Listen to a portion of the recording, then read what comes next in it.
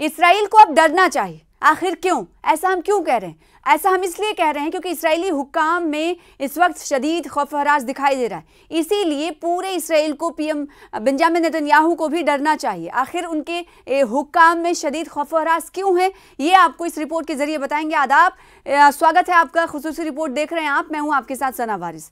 और आखिर क्या वजह है जिसकी वजह से इस्राएली हुक्काम में शदीद खौफ हरास है, ये आपको बताएंगे। मीडिया ज़राए की रिपोर्ट के मुताबिक मकबूजा इलाकों के वस्ती इलाकों में वाक़े बातयाम, जी हाँ, बातयाम शहर के मेयर ने कुछ ऐसी ही खुफिया कार्रवाइयों के हवाले से बयान जारी किया है जिसने इस्राएली हुक्काम में शदीद खौफ हरास पैदा कर दिया है। अब क्या है वो आपको बताते हैं। किस मुल्क की तरफ से की गई है ये कार्रवाई, ये भी आपको जानना ज़रूरी है।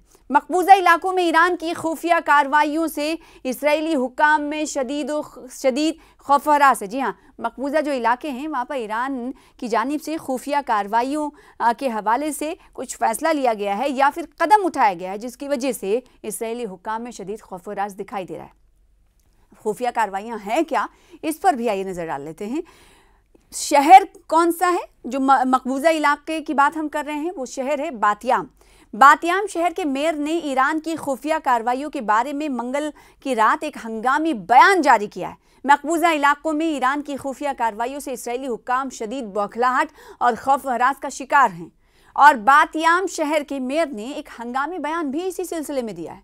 मुत्तहिदा अरब अमारात की एक न्यूज़ के मुताबिक बातयाम शहर के मेयर, जिनका नाम है तस्फीका बरोत, ने अपने हंगामी बयान में कहा है कि ईरान बातयाम शहर तक पहुंच गया है।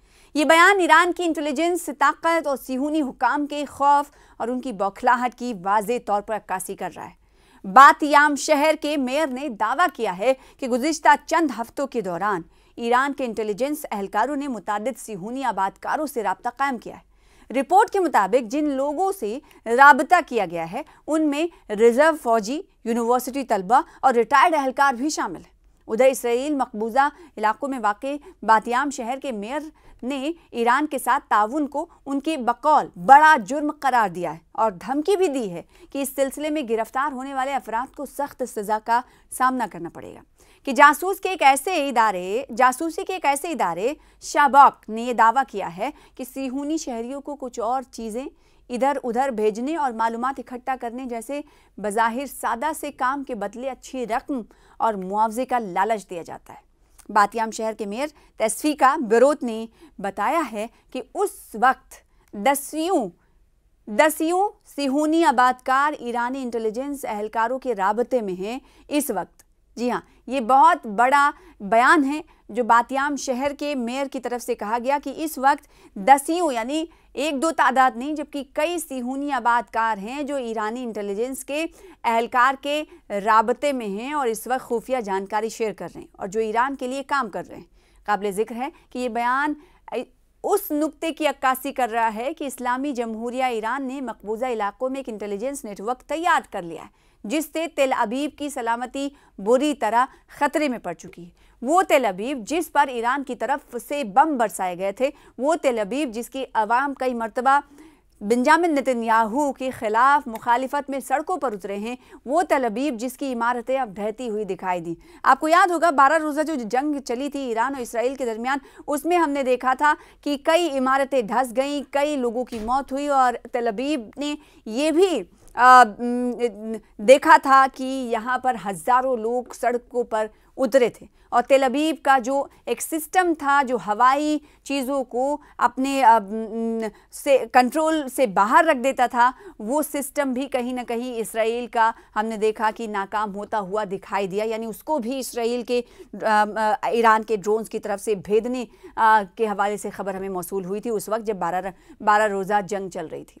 तो अब ये जो खबर है कि बातयाम शहर में तक ईरान ने अपनी पहुंच को बढ़ा लिया है, जिसकी वजह से इन जो खुफिया एहलकार हैं, इंटेलिजेंस के एहलकार हैं इसमें इसराइल में, उनमें कहीं ना कहीं खौफ व दहशत का माहौल है।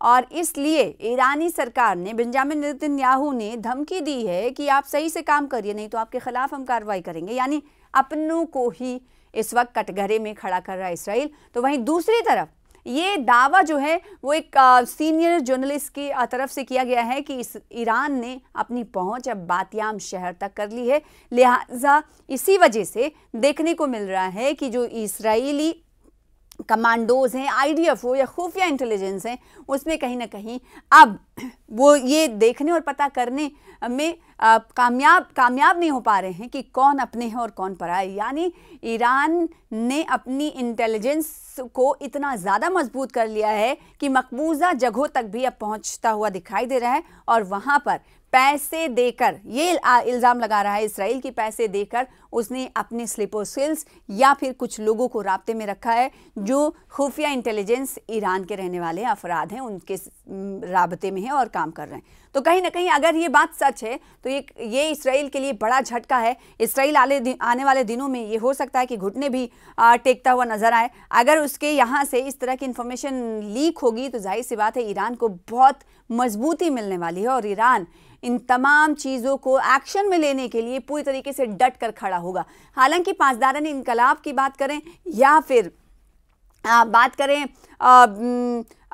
आला रहनुमा खामनाई की, उनकी तरफ से लगातार ये कहा गया, जब जंग हुई थी, 12 रोज़ा जंग हुई थी, जब ईरान को डराने की कोशिश अमेरिका की तरफ से भी हुई थी, तब भी ईरान ने कहा था कि वो डट कर मुकाबला करने में कामयाब रहा और देखा गया था कि ईरान के ज़रिए, अली खामनाई के ज़रिए ये पैगाम भी लोगों में दिया गया था कि वो सब्र और शुक्र के करने वाले अवाम का शुक्रिया अदा करते हैं, उन्हें मुबारकबाद देते हैं कि उन्होंने अज़्म और मुसम्मम इरादे दिखाए जब सिहूनी हुकूमत कत्ल गारत गरी कर रही थी।